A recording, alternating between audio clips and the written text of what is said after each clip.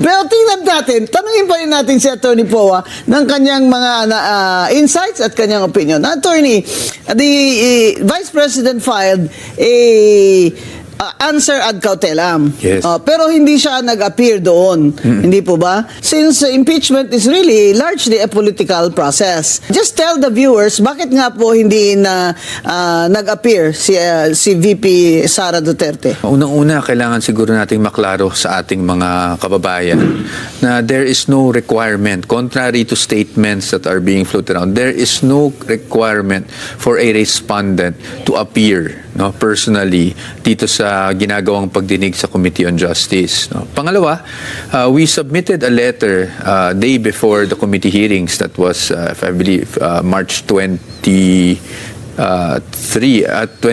I think. At sinabi natin doon sa letter na yon, basically, na we are opposing, we have fundamental objections to what is being conducted right now, which they have termed to be a mini trial.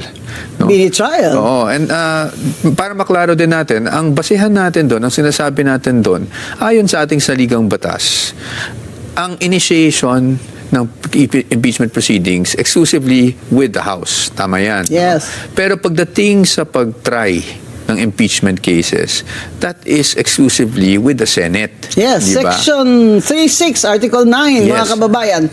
The sole power to try impeachment cases is with the Senate. Whatever Yes. you call it, a mini trial, a mini poodle.